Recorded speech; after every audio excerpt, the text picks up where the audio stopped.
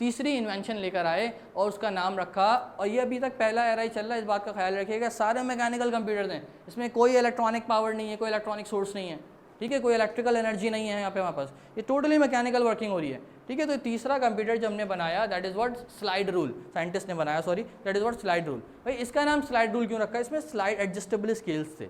अब मैं इसके बारे में बात करता हूँ आपसे भाई।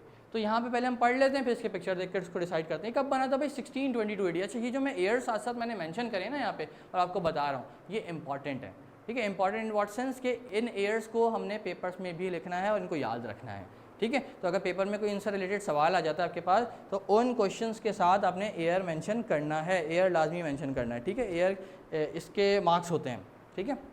अच्छा, slide rule. English mathematician William Oughtred invented a slide rule. किसने इन्वेंट किया था? विलियम ऑक्थर्ड ने, ठीक है। This was basically a pair of two movable rules, pair of two movable rules, ठीक है। ये इसके अंदर रूलर्स की बात हो रही है basically. Placed side by side they had a standardised set of markings called scales. Standard side of, देखिए इसके अंदर आपको लग रहा होगा, ये दिख रहा होगा, इसके अंदर एक माइक्रोस्कोपिक टाइप ग्लास लगा हुआ था, ये स्टैंडर्डाइज कर दिया था कि तीनों स्केल की मैचिंग, सॉरी बेसिकली इस एरिया की बात कर रहा हूँ मैं, ठीक है। तो उसको क्या करता था, स्केल मैच करके कैलकुलेशन हमारी ईजी कर देता था कि दिस इज हाउ, मैं अभी आपको बताता हूँ। अच्छा, these scales were used for mathematical computation. Slide rule was used to multiply and divide the numbers as well, ठीक है। तो इसमें भी मल्टीप्लिकेशन डिवीजन हुई थी जैसे कि पीछे वाले में हो रही थी। कौन सा था इससे पहला वाला?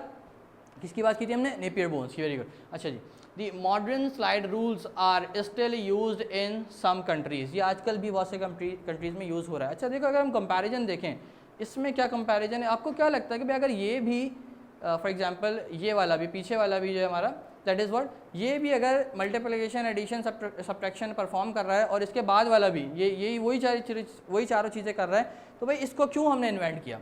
क्या आपको क्या फ़र्क लग रहा है? एक तो मुझे ये बताइएगा कॉम्प्लेक्सिटी कैसे रिड्यूस होती हुई नज़र आ रही है आपको, ठीक है। दूसरी चीज़ बताइएगा क्या आपको साइज़ में फ़र्क लग रहा है कि अकॉर्डिंग टू मी कि भाई वो थोड़ा सा साइज़ में यूज होगा, ये थोड़ा सा साइज़ में रिड्यूस हो गया, ठीक है। इसमें फोकस्ड बैलेंस हो रहा है, ठीक है, स्केल हमारे मैच हो रहे हैं, ऐसा ही है। अच्छा, कौन सा सवाल किया मुजाहिद आपने बेटा?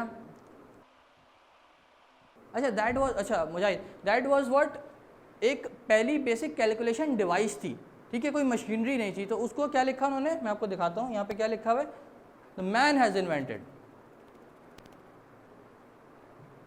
देखो यहाँ क्या लिखा हुआ है, abacus was invented the years ago, it is also known. अच्छा देखो, इससे पहले वाली स्लाइड में लिखा है, आपको दिखाता हूँ, man have been trying to invent, ठीक है, मैन हैव बीन। तो इसका मतलब क्या है कि भाई वो जो मैन सोर्स है उसका नाम यहाँ पे डिक्लेयर नहीं हुआ क्लियरली, ठीक है, बट किसी आदमी ने ये डिवाइस बनाई थी कैलकुलेशन परफॉर्म करने के लिए, ठीक है। उसका नाम यहाँ पे क्लियरली, क्योंकि अननोन होते हैं ना, जैसे कि फॉर एग्जांपल अगर आप इंग्लिश में देखो तो कुछ ऐसे होते हैं, इनको क्या कहा जाता है कि भाई अननोन ऑथर्स हैं जिनके बारे में नहीं पता, ठीक है। तो इसी तरह से ये abacus was the first one जिसके जो है साइंटिस्ट जिसने इन्वेंट किया था, कौन मैन था, उसका नाम यहाँ पे क्लियरली डिक्लेयर नहीं है। इज इट क्लियर ना?